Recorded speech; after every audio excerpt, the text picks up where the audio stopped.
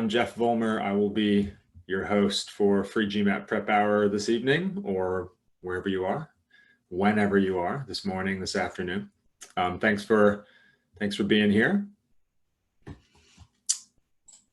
If this is your first rodeo, just a reminder that this is not your only free study option with Manhattan Prep. There is some good stuff to be found at this link. You can check out the first handful of lessons in Gmat Interact, our on-demand interactive course. And you're always welcome to come to a session 1 of our 9-session course. Come visit, see what the rest of the sessions are all about, what we cover, and we'd love to have you. All right, so I've got some stuff I'd like to talk about today related to sentence correction, and I'm getting a message in chat that's asking how to improve a Gmat score, and it looks like based on your percentiles in reading, comp, critical reasoning, and sentence correction, that sentence correction is the area you have the most room to improve. So hopefully this lesson allows you to walk away with a couple of bullet points. We're trying to get 10 points better here, 10 points better there on this exam. Let's see if we can find a couple areas to get better.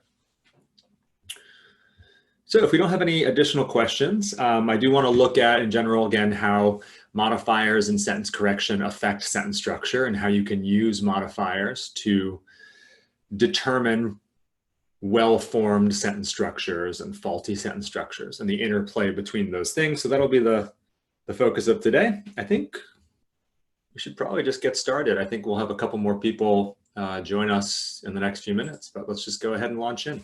I'm going to start by giving you an official prep question. So go ahead and take some time and come up with an answer choice. You are welcome to submit it to me privately in chat. Don't send it to all the attendees. Just send it to me or the panelists.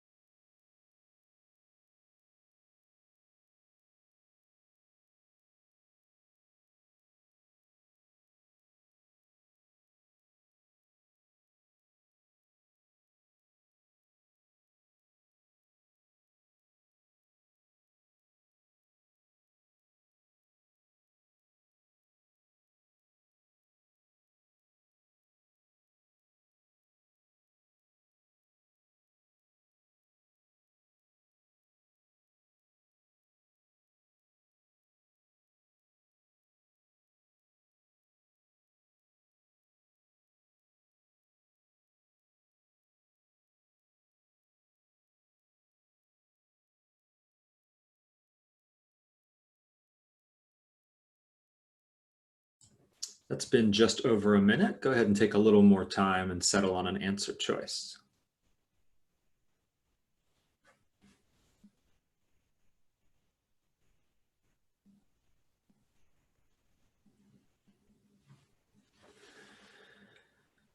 All right, I'm going to go ahead and launch a poll so I can see what the temperature of the room is on this question. Go ahead and let me know what answer you think is best.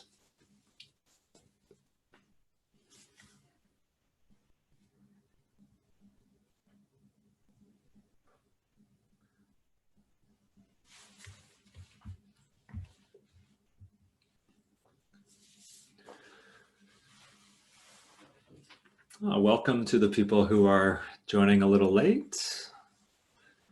Hop right in. Okay, I have the majority of the answer choices in, but I do not have them all. That's to be expected because I've had a few people just hop in a little bit late. But there is not unanimous agreement here.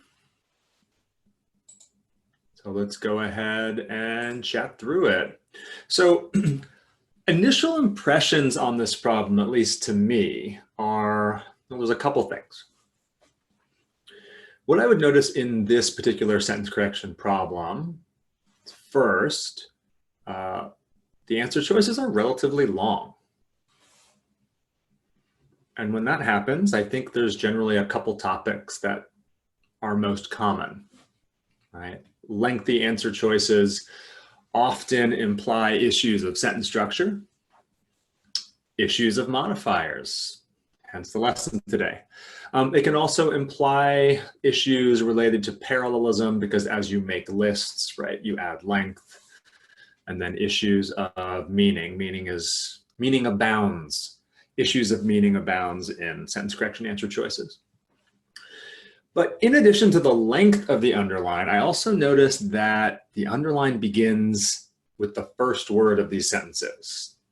Now, if you know in sentence correction, there's always a split towards the end of the underline, or the end of the answer choices, and a split at the beginning. That means the first words of these answer choices are going to shift around. And we see that, right? We have Nikola Tesla in answers A and D. We have different nouns starting B and E, right? The prospects and the inventor. So potentially different subjects of our sentence. And then answer C actually does not start with a noun at all. It delays the noun, delays the subject of our sentence. And so all of these things, the length and the fact that the answer choices start at the very beginning of the sentence, informs me that sentence structure is probably a topic at the forefront of this question. And so what I would say is, we're going to get into this question a little bit more, but what I would say is, whenever you suppose that sentence structure is an issue in a given sentence correction question, I would go hunt for what we call the sentence core. And the sentence core is basically the essence of a sentence, right? It's essential elements. Who did what? Not why they did something, not how they did it, not when they did it, but who did what. That's about it. I want to go isolate the sentence core and figure out if it's faulty or if it's well-formed. So let's just kind of build up a basic sentence core. The company, what did the company do? It increased its revenues. Cool, that is a very basic sentence. There are no bells and whistles, no details on it. I can start adding more detail. I can start adding what we'll call modifiers in blue. Like, when did this happen? Oh, the company increased its revenues this year in 2019. There's other ways I could add detail, right? Let's dress it up a little bit more. Consider how you might add more detail to this second sentence now. A lot of ways you could probably do it. The company finally increased its revenues in 2019 by over 50%. Oh, so a little bit more description and a little bit like more emphasis on the fact that it took a while maybe to increase its revenues. So adding lots more layers of meaning. Let's keep going, right? Finally, but after over a decade of intense marketing campaigns, so a little bit more information on just how long the company has been waiting to increase its revenues, right? And we can keep going. Right? The company, which was on the brink of bankruptcy, finally increased its revenues by over 50%, surpassing the expectations of analysts, but not just analysts, even the most optimistic analysts. So you can see how the Gmat can take a relatively simple idea, the company increased its revenues, and then just start blowing it up by adding more and more details. So it's usually in these details that the sentence core has been obscured. And so what I want us to do is, let's go back one slide to this problem about Nikola Tesla. And I want to isolate the sentence core. So in effect, that is like getting rid of all the blue text here, right? You get rid of all the blue text, and at its core, we still have the company increased its revenues. So let's try that here. Let's take a moment and try to eliminate excess stuff, the modifiers, the details from the first sentence. Let's take a moment and think about what we could eliminate from the sentence core, or eliminate to isolate the sentence core.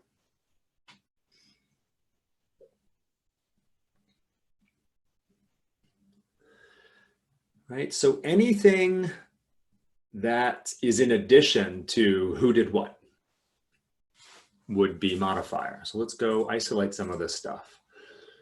Nikola Tesla sure seems like the who, and now we're on a hunt for what he did.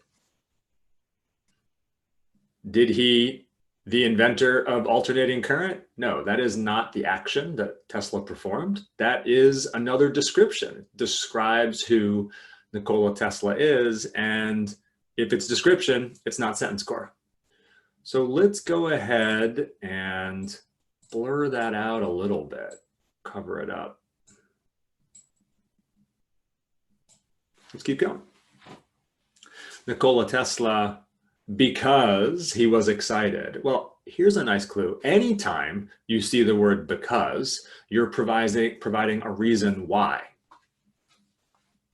right? And if you're explaining why, you're adding detail.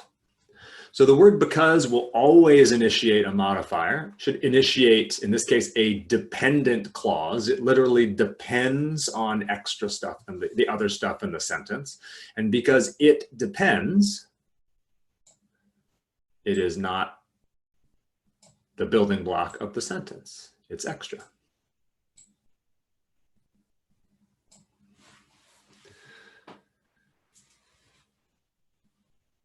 Here we've got in A, Nikola Tesla, he predicted in the mid-1900s that electricity would one day power the streetcars and the streetlights. That's a pretty good sentence core. I'm going to say it's a little flawed though. Let's think about why it's flawed. We're able to eliminate quite a lot of stuff. But what I've got here is a subject. Maybe I should make that a little smaller. It's going to get a little out of hand here. Looks like I've got a subject at the beginning. Yeah, good stuff in chat. I've got a verb predicted. That's ultimately what we want to say, right? Tesla predicted that something would happen. That's who did what. But we have this rogue word he here. He predicted.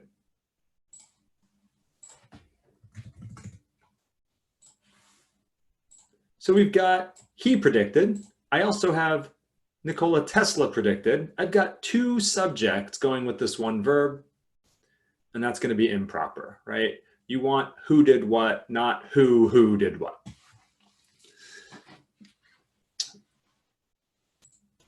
So if this word he were eliminated, actually answer A looks pretty good now.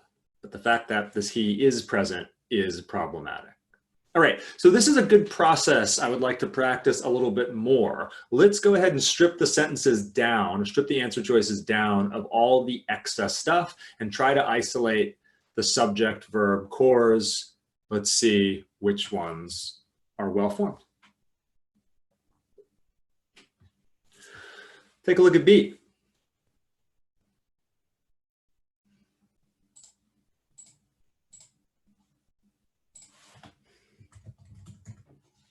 The prospects. All right, we have a new noun beginning our sentence in B.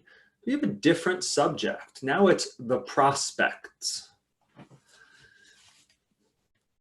Let's go hunt for the verb that goes with the prospects. All right, take a moment. Tell me the verb that goes with the prospects.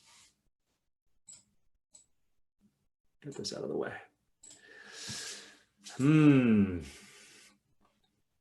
The prospects, well, the verb is not what immediately follows the prospects. That is modifier. The prospects of what? Of harnessing Niagara Falls. That is what we'll call extra detail, describing the prospects. To produce electric power, all right? Another modifying phrase. These are what we call prepositional phrases. To, of, for, from, by, at, with. Probably all these little words you had to memorize in like 6th grade and then have since forgotten. Those little words, prepositions, introduce prepositional phrases, and the role of prepositional phrases is to add how or where or when, or provide more information about how something happens, or more information about a noun typically. And so if it's providing more information, it's not the core. So let's go ahead and get rid of it. The prospects was exciting. Well, I've got my subject verb element here, or elements here, but there's a flaw, right? Prospects is plural, was is not. And so by eliminating all the extra modifiers here and isolating subject verb, we can see there's a subject verb error. Cool. All right. So far, so good. We are like 2 for 2 on using sentence structure and modifiers to find errors, right? And again, we're kind of privy to this idea that sentence structure is really important here because the underlines are long and they start at the very beginning. So because I've found that sentence structure is an issue in A, I'm definitely going to check sentence structure in the rest of my answer choices. We find that B has a problem. Let's go ahead and look at C. Now, I mentioned at the beginning that C does not begin with a noun. It begins with something else. Excited about the prospects of harnessing Niagara Falls to produce electric power. Well, that in itself is not the sentence core, right? It's a description itself. Excited about the prospects of this stuff. Who is that describing? What is that describing? It's describing the man of the question, Nikola Tesla. And so if it's description, it's not part of the sentence core. Let's go ahead and blank it out.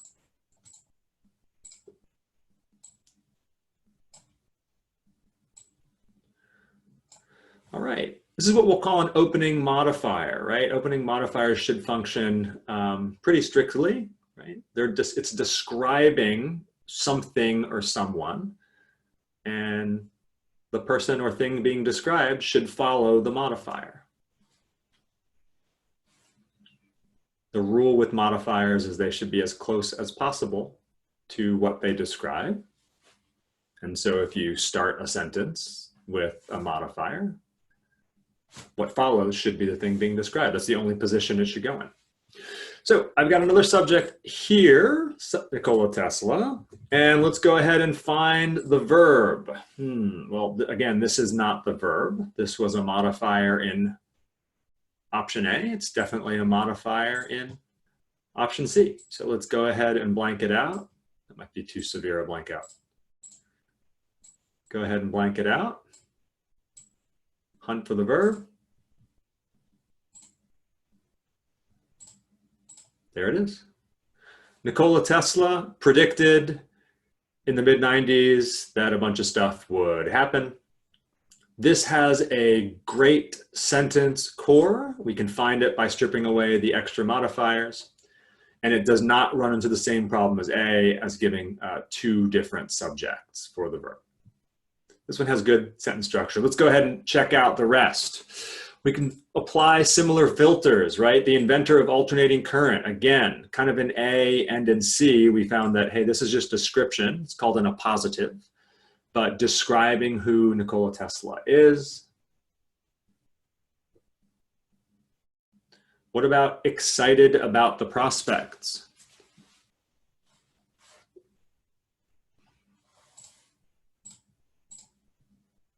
Got another subject here. What about excited? Verb?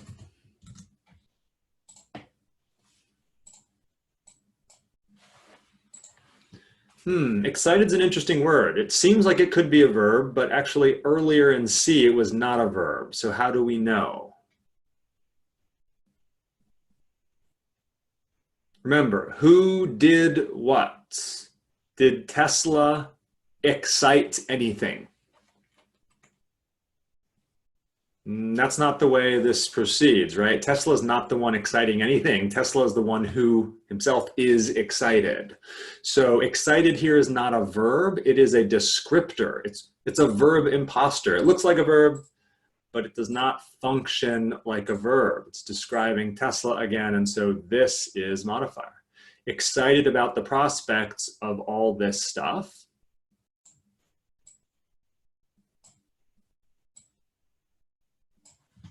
And so we have Nikola Tesla and predicted. Well, you have your subject and your verb.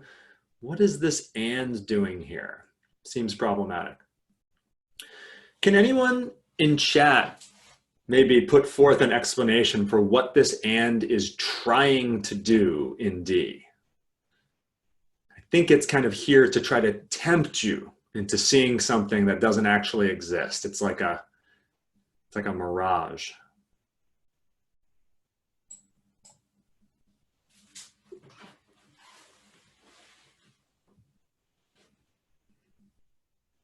Think about this. What does the word and always do in sentence correction? It's always, it's always a marker for parallelism.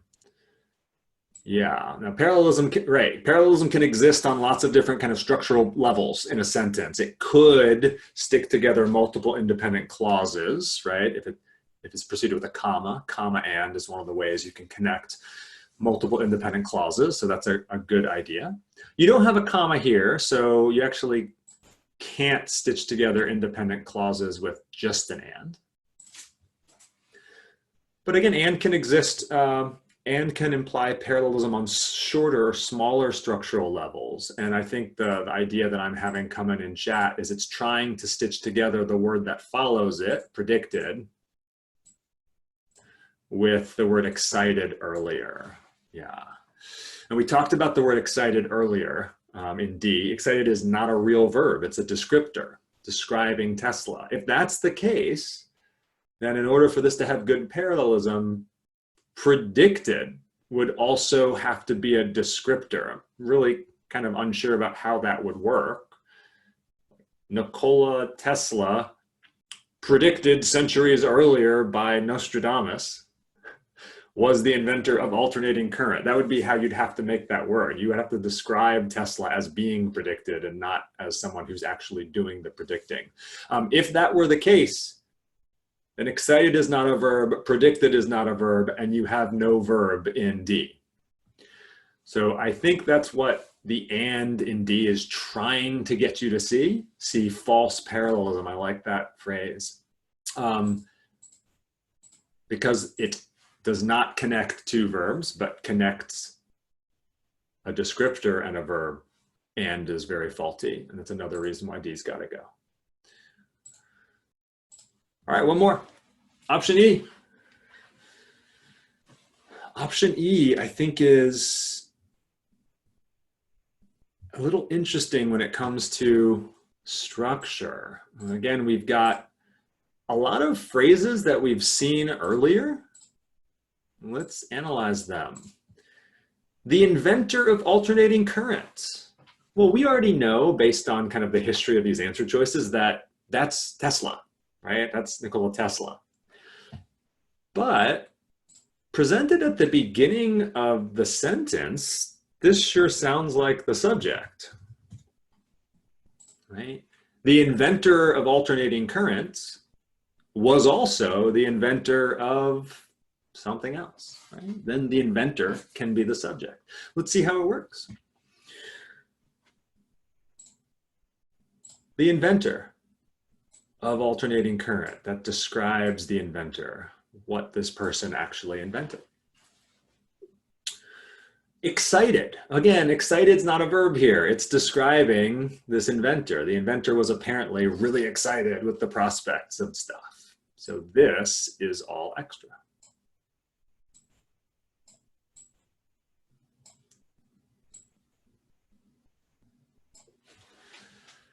The inventor, Nikola Tesla, predicted.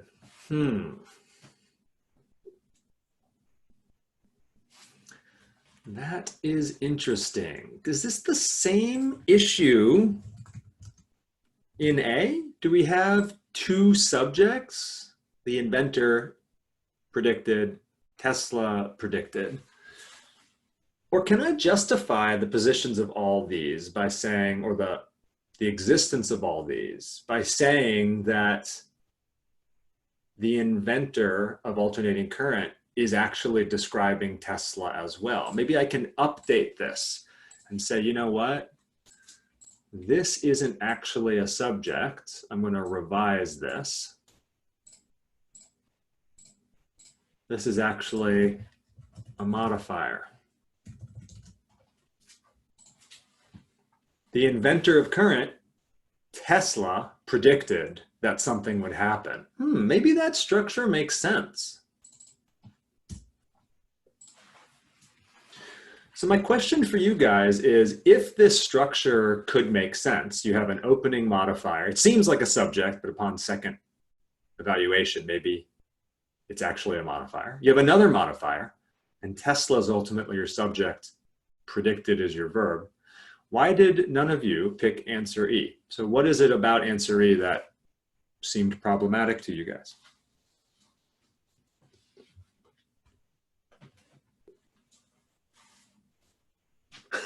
All right, I like it sounds awkward. I do think this one sounds awkward. Let's use some principles of English grammar and convention to kind of point really why it sounds awkward.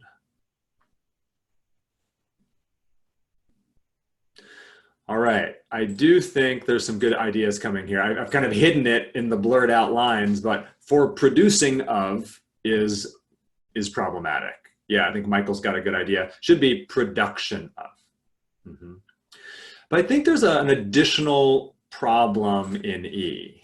All right, remember, I said this earlier, but the rule with modifiers is place modifiers as close as possible to what they actually describe or modify. And so what we've got here is we've got now an interpretation of an opening modifier, the inventor. And we're saying that modifies Nikola Tesla. That is extremely far away from ultimately what we're trying to modify with these opening few words. And that's going to be problematic. So I saw that there was an answer choice or an idea that came in that sounds awkward. This is why it's awkward, because this opening modifier is just so far away from what we're trying to modify. Yeah, even if you don't catch the producing of as an error, you could see that E is actually just a worse version of C, right? In C, we've got two modifiers describing Tesla, right? If you got two modifiers describing a noun, the best way to position these, right, is to put one before and one after. That's how you can assure yourself that you are putting the two modifiers as close as possible to what they're modifying. But by stacking them one in front of the other and then giving your subject, you're going to run into a problem.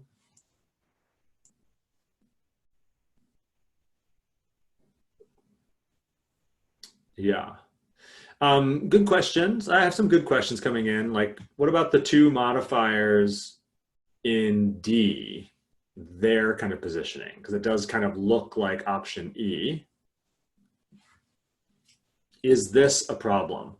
Yeah, I wouldn't love it. I suppose you might be able to justify the stacking of modifiers in D by saying something like this. Again, I'm trying my best to justify an answer or the choice in answer D, and we already know the answer D is wrong. But you could say, like, you know, the inventor of alternating current is describing Nikola Tesla, and I guess excited about the prospects of all this stuff as describing Tesla, but because Tesla is the inventor of alternating current, maybe you could say that, yeah, the inventor of alternating current was excited about the prospects of this stuff. I'm doing my best. I'm bending over backwards to try to make the ordering of modifiers in D work. I do think it's problematic. It's definitely not as good as C. Ultimately, one of many reasons why C is correct. Again, I think the real issue in D is the sentence structure.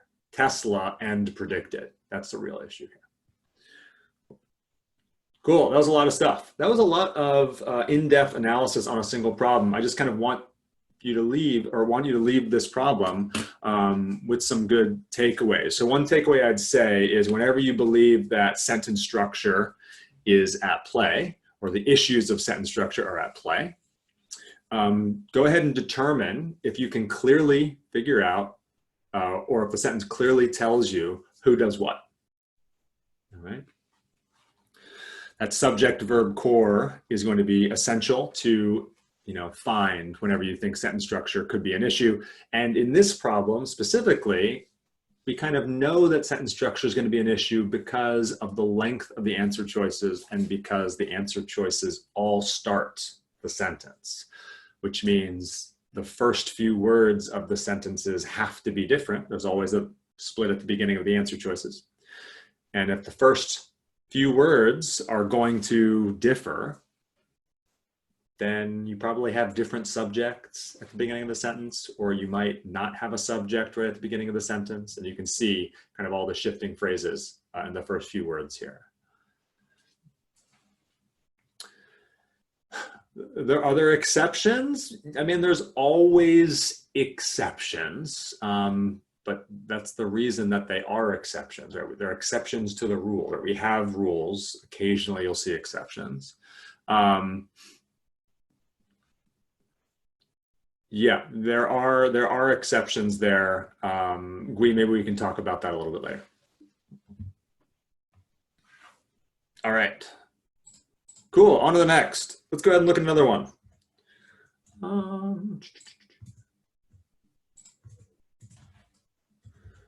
Go take a look at this problem. I'll give you some time to think through it.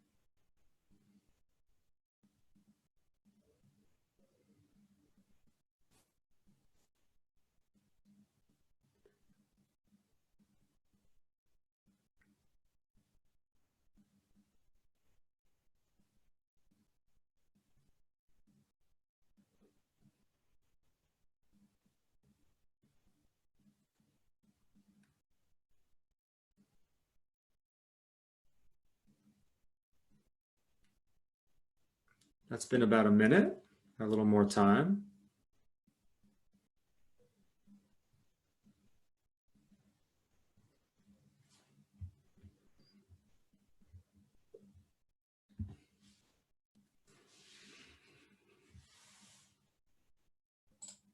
All right, poll time. If you got an answer, send it in. These are all anonymous, so I have no idea what answers each of you are picking.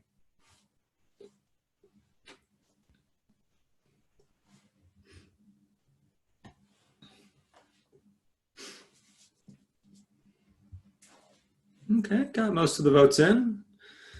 Again, there is a favorite answer, but it is not unanimous, not close.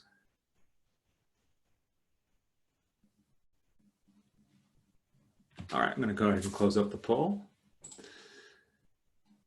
Cool. Interesting, the answer choices that people are avoiding. All right, in this sentence, right, there's a couple of obvious issues or obvious splits, right? We have that beached at the beginning. We have the having modifier.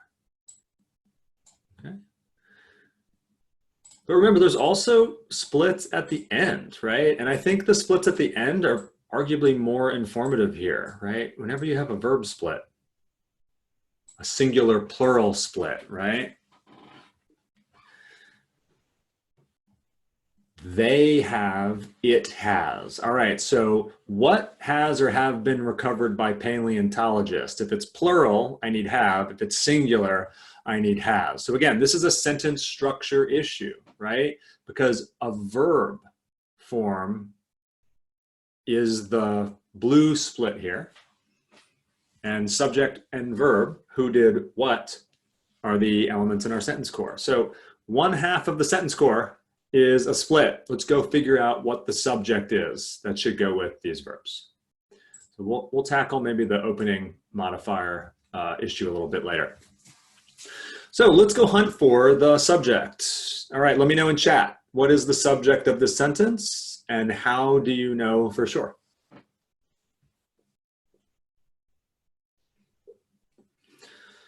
So Joseph, you've given me an answer, and Michael, you've given me an answer too. How do you know that that word is the subject and not any of the other nouns in this sentence? Because there are lots of nouns in this sentence.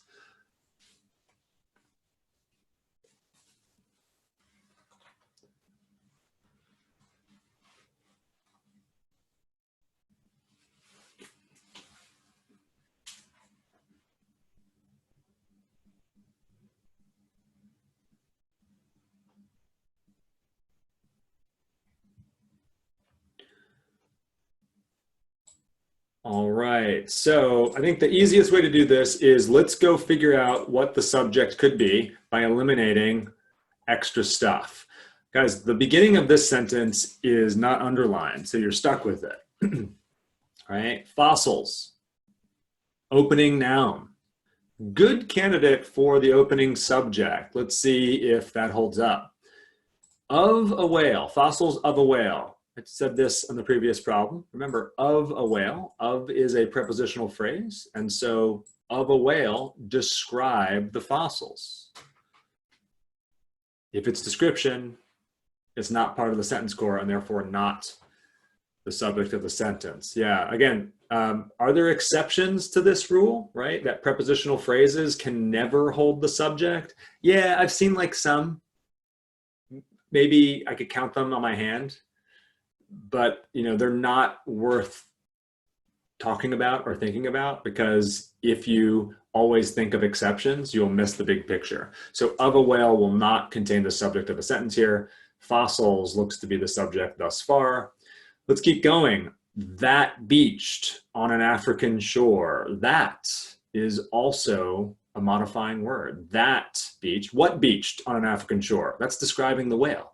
But remember, the whale is describing the fossils. So now we have kind of a nested modifier, a modifier of a modifier. So that beached is describing the whale. On an African shore is describing where it beached, another modifier. When did this happen? A long time ago. More than 1 million years ago. Lots and lots of modifiers. All right, we're running into the word and here. Let's go ahead and justify why the word and could be here, right? Remember, whenever you see the word and, you got to think parallelism. So was butchered, was subsequently butchered, should be parallel to something earlier in the sentence.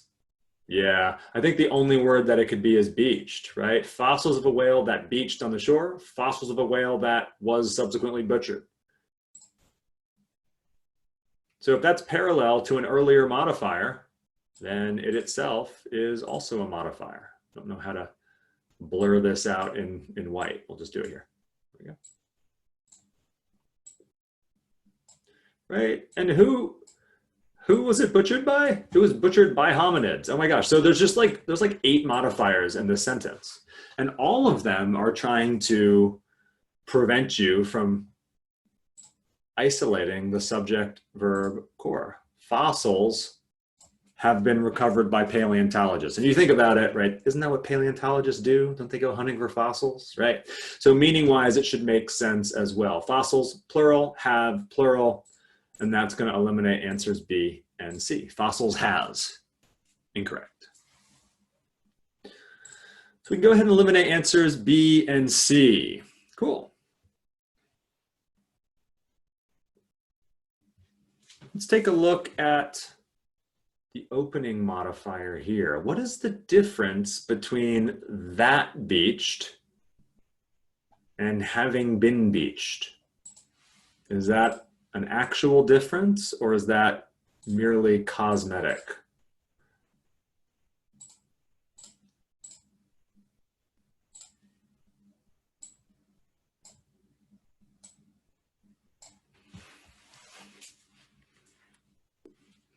I do hear that D is passive. Now, is passive always incorrect on the Gmat? No. Passive, the passive voice is used on the Gmat. It happens quite a bit. So in and of itself, the passive voice is not flawed. But I think in this example, it is. Not just because of the fact that it's in the passive voice. Sorry, I'm looking at the ideas that are coming in chat. But because, what does that imply, right? To beach means to like raise out of the water and like, you know, lie on the beach, so to speak. A implies that the whale actually did the beaching, right? It beached itself. It came up out of the water and laid up on the ground. Having been beached, again, I think Joseph, you're right, this is passive, but that seems now to imply that someone else beached the whale. And that seems a lot less likely.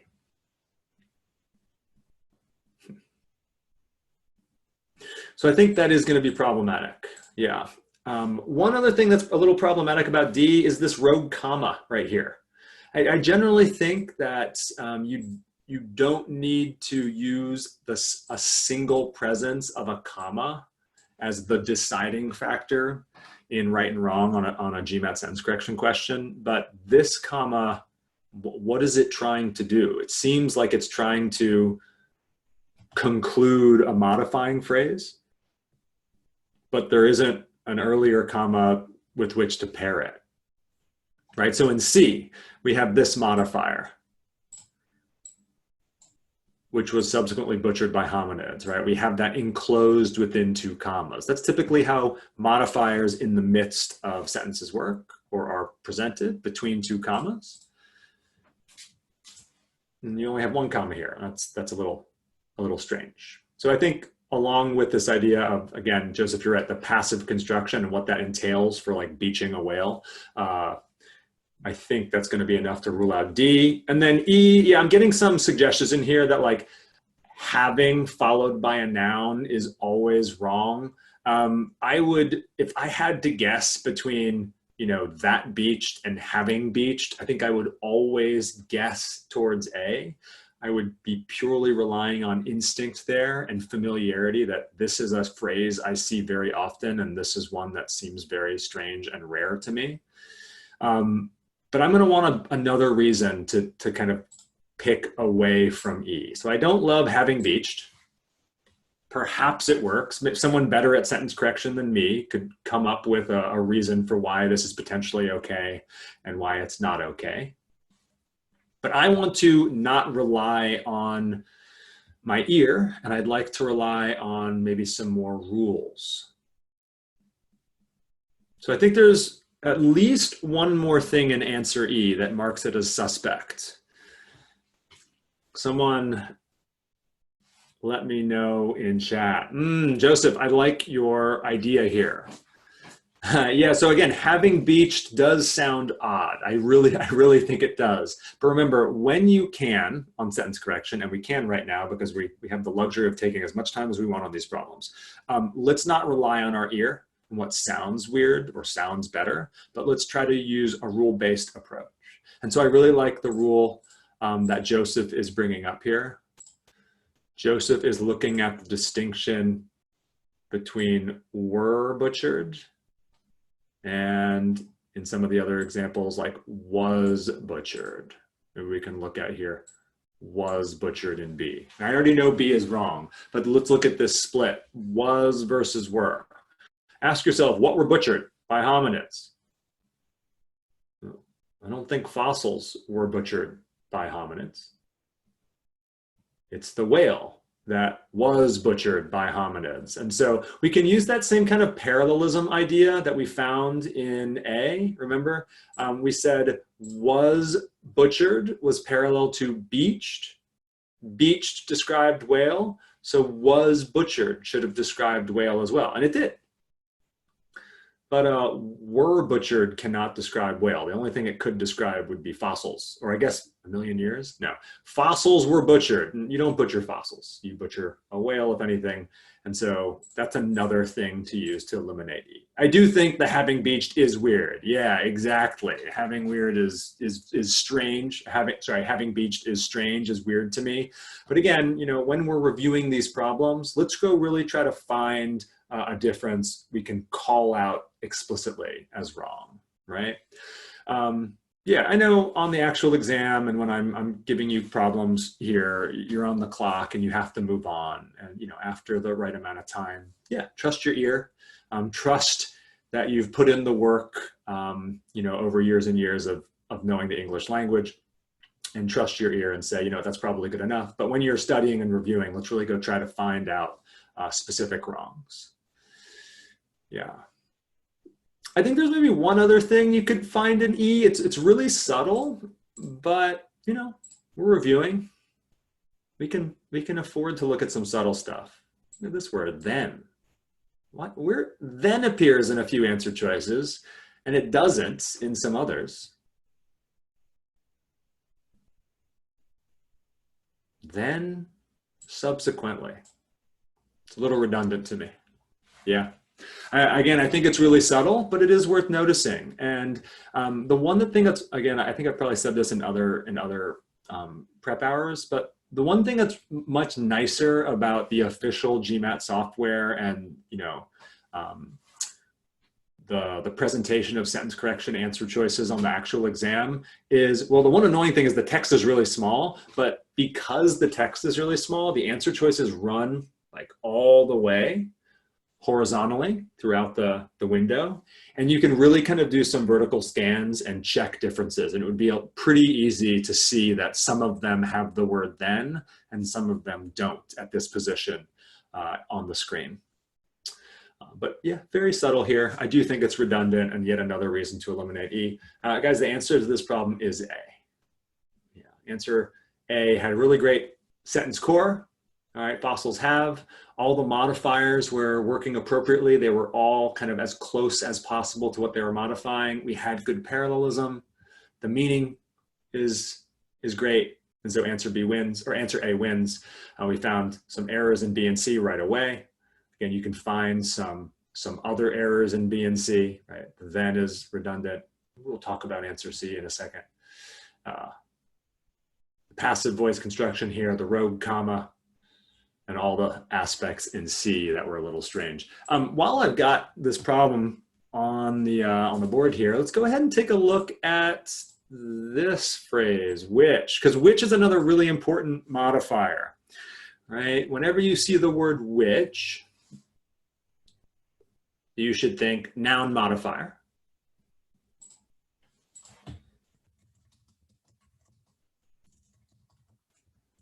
And as a noun modifier, it should be positioned as close as possible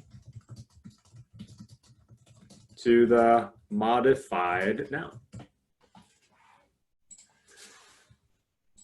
So ask yourself again here, hey, what was butchered? What was then subsequently butchered? And you'd say it was the whale. Look how far back whale is from this noun modifier, right? Was subsequently butchered is, I don't know, a dozen words away. That's too long. Okay. And so that would be kind of another problem in C if you didn't catch the has versus has here, or the have versus has. Cool. Good stuff. You guys are killing it. Let's do another one. Let's do another one. Let's go take a look at this one. I'll give you some time to submit an answer once I put up the poll.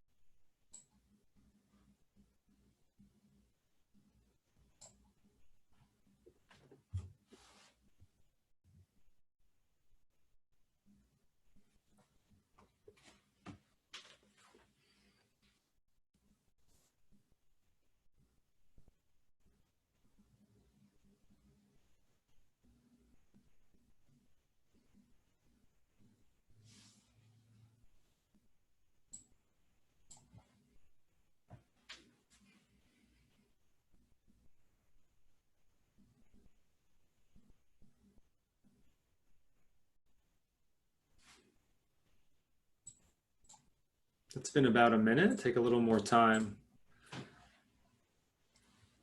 to think.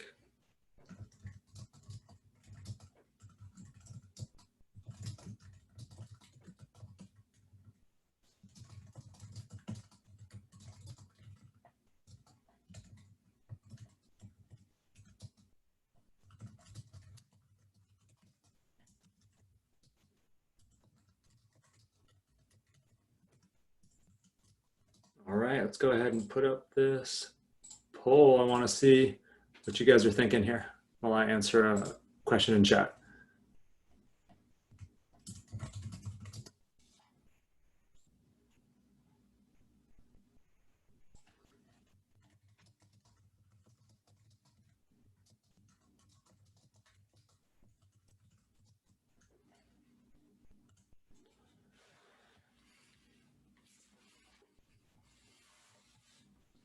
Interesting distribution of answers here. It's always interesting to see which answers people avoid and which ones they gravitate towards. Cool. Go ahead and end this here. You know what? Since we just talked about this idea of in the previous problem of which being a noun modifier, right? We just looked at it in option C here. Let's take a look at the whiches that are present in options C and D. Remember the rule, whiches are noun modifiers, and they should describe nouns that are nearby. What does nearby mean? Seems a little subjective, Jeff. So what I mean is which burn up, right? Think about what types of nouns can precede burn up. Burn up, to burn is a verb. Burn versus burns would be plural versus singular. So in order for burn up to be a description following which, it should attach itself to the nearest plural noun, right? So I could say, you know what, pebbles is plural, pebbles burn up, grains is plural, grains burn up. Like, is this close enough? Can I use which to stitch burn up while speeding to grains? And I would say, in this case, no, because you're leapfrogging another candidate here, another viable candidate, because pebbles is plural. It's the nearest plural noun. It's the nearest candidate that could align with burn. And so grains would not be a good candidate here. Burns. Burns is singular here. So it has to attach to the nearest singular noun. It would attach to pebble. All right, so pebbles burn up while speeding. A pebble burns up as it speeds. Are these problematic? Are these okay? Well, remember, modifiers are also about meaning, okay? So we're talking a lot today about modifiers and how they relate to sentence structure, but always at the, I don't want to say the core again, but at the heart of modifiers is an understanding of the meaning of the modifiers, what they modify, and the meaning there. So pebbles burn up while speeding through the atmosphere. I'd imagine that could happen, although I think it's really strange if pebbles were flying through the atmosphere. So ask yourself in this sentence, what burns up, or what things burn up while speeding through the atmosphere? It shouldn't be the pebbles. It should not be the grains of sand either. It should be something else. I have an idea coming in. It should be the celestial, whatever this stuff is, detritus. Yeah, is it the celestial detritus that should do the burning? And so if that's the case, then I don't want to say the pebbles or the pebble burn and burns up. And so C and D, I think, would be out. And so if this is the case, celestial detritus, it's a very fancy term. I have no idea really what it means, but it's singular. I think, detrituses. If it's singular, then I can't say celestial detritus burn up. It would have to be, oh, not an X there, sorry. It would have to be burns up. And that would point us in the direction of answer E. But I actually had a lot of answer choices come in that were not on answer E. So let's kind of poll the room again. If you did not pick answer E, what did you think was incorrect with answer E? Right? Celestial detritus burns up when it speeds through the atmosphere.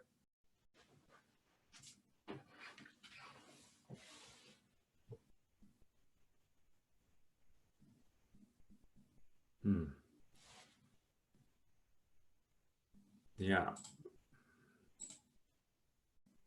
Of celestial detritus. What is celestial detritus doing? What is its role in this sentence? Yeah, celestial detritus is describing what the flecks are of. Remember, of, prepositional phrase. That is description. If you're describing the tiny flecks, then this noun within the prepositional phrase is description and not part of your sentence core here. Yeah, celestial detritus is not what burns up. It should be the flecks that burn up. Well, it's tricky. But remember, right, we're still looking for, once we've eliminated the which part, now we're looking at the difference between burn and burns. All right, and so now we're looking for a subject that is either plural, they burn, or singular, it burns, right? We're on the hunt for our sentence core. Is we're talking about in this sentence that there's actually a couple sentence cores. How is that possible? Well, to start,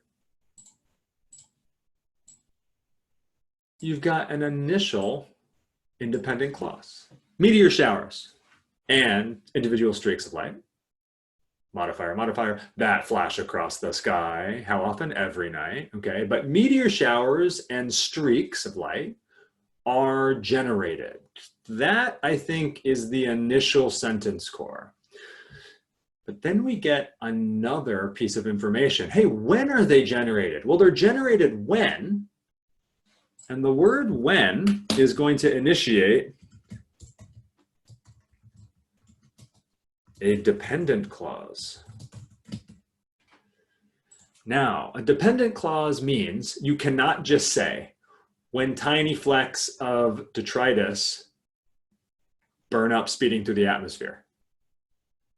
What does that mean, right? That doesn't mean anything yet. When tiny flecks burn up through the atmosphere, that's not a fully formed sentence. That is getting attached to the independent clause. When tiny flecks burn up to the atmosphere, meteor showers and individual streaks of light are generated. Ah, there we go. Okay. So what we see is the word when here is going to start a new clause, but that means after when, you should have another sentence core. So I'm going to go ahead and cover up everything before and including when. And now we should be able to follow the same rules here. Tiny flecks of celestial detritus, often no larger than grains of sand or of pebbles, burn up speeding through the atmosphere. Okay, so here's my verb, burn versus burns. I need to figure out what the subject is that goes with these verbs. And the only candidate that makes sense is tiny flecks. Flecks burn, not flecks burns. Tricky stuff here. But again, we're still using these principles of modifiers to isolate sentence cores, right? Flex has to be our subject because tiny is a modifier. Describes the size of the flecks. Of celestial detritus describes what the flecks are made of. Often no larger than a bunch of stuff. Also describes the flecks. And here we have flecks burn up. All right, final cut. And Sheikh, I see that you've raised your hand. If you've got a question, hit me up in the chat room, please, please. Or if you've raised your hand by mistake, you can just lower it. All good. How do I decide between A and B? Right? Like, do I want to use while to decide? What's the difference between burn up speeding through the atmosphere and burn up while speeding through the atmosphere? While, like during, like simultaneously, like at that time. I guess I understand what while means. If I'm missing while, is that a problem? Is that an error?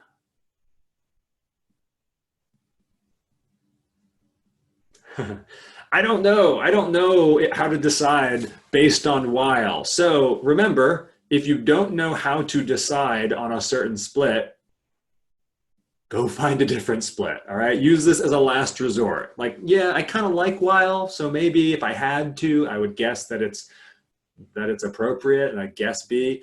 But you know what? Look, take a look at these answer choices. The word burn in A and B are not vertically aligned. That must mean there's a difference earlier. Go hunt for that difference and see if you can make a decision there.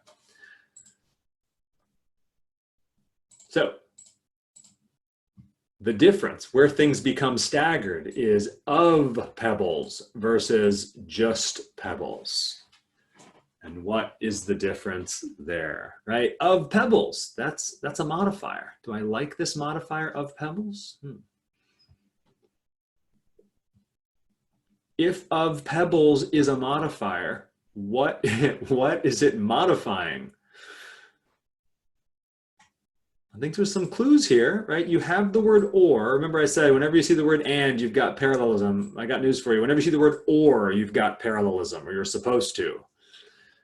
So what is of pebbles being contrasted against? Well, if A were to be right, it would have to be contrasted against a similar grammatical structure of sand, right? Two prepositional phrases, those can be parallel. Tiny flecks, often no larger than grains of sand. Yeah, that makes sense. Or tiny flecks, often no larger than grains of pebbles. Yeah, grains of pebbles are not a thing, okay? And so here we are using modifiers now embedded in the principle of parallelism to make our decision. So this is why modifiers are arguably the most important, it's the most important topic on sentence correction, because you can see how they're being used within the principle of parallelism. They're used throughout to mess with sentence structure and to obscure subject-verb relationships. Always tied in to modifiers is the issue of meaning, right? Pebbles aren't the things that burn up while speeding through the atmosphere, okay? And so because modifiers can be presented in lots of different contexts and in combination with lots of other grammatical topics, it's probably the most versatile issue the Gmat has in sentence correction, and therefore it's maybe the most important. So if answer A's parallelism is bad, let's go ahead and verify that the parallelism in B is appropriate. Pebbles is a noun. It would have to be parallel to another noun. Could it be sand? Well, then you have grains of sand or grains of pebbles. That's just as problematic as A. But I believe it can just be this. Tiny flecks of celestial detritus, often no larger than grains of sand. Or tiny flecks of celestial detritus, often no larger than pebbles. Yeah, the flecks burn up while speeding. And that means answer B is the victor.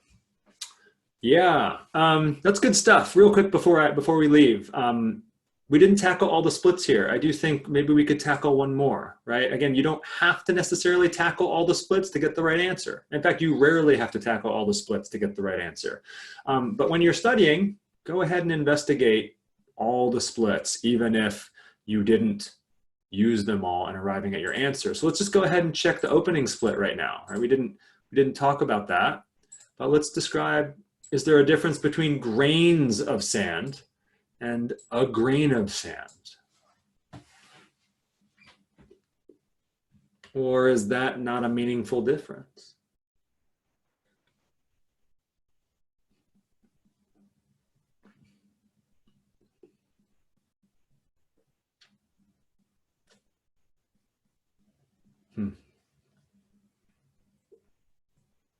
Kind of like the word then. Oh, it is a meaningful difference. Shake, tell me what it is. How would you decide here? I was just going to say, I do think kind of like the word then in the previous problem, right? Then, subsequently. It's pretty subtle. I think this one's pretty subtle as well, right? Yeah, getting some good ideas here. I think another kind of potential signal word could be the word than here. Not then in the previous question, but than with an A. Anytime you see the word than, you've got to be making a comparison, right? Here we're saying larger than, actually no larger than. But what are we trying to compare? Well, I'm trying to compare something to grains of sand or pebbles or a grain of sand. What is it that I'm comparing on the other side? It's the flecks.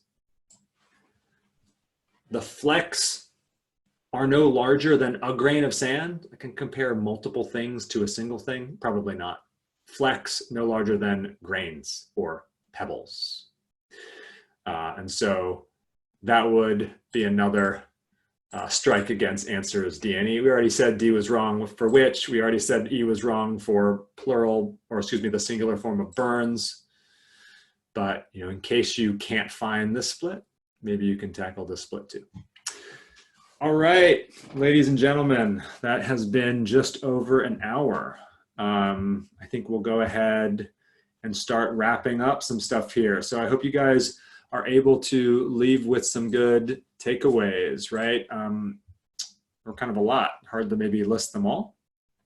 But if I had to leave you with a few final thoughts, I would say, again, whenever you suspect that sentence structure is an issue, and we talked about the clues for that here, go ahead and isolate the sentence core. Remember, the sentence core is who did what, the text in black, not the text in blue. If you feel like there is the equivalent of blue text on your problem, get rid of it, right? And isolate who did what. Another reason to dive into sentence core is if you find a verb split, right? Especially singular versus plural verb splits, right? That must mean there's a disagreement about what the subject will be.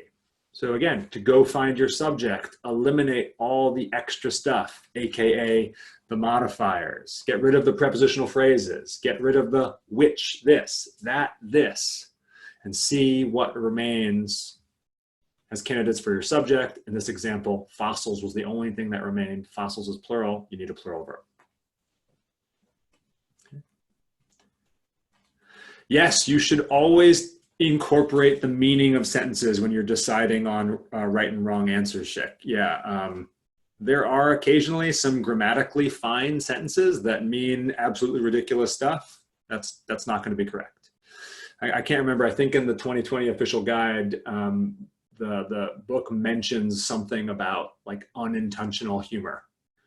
And you can rest assured that like if a sentence means something really funny and ridiculous, it's not going to be right. Cool. And then on this one, right?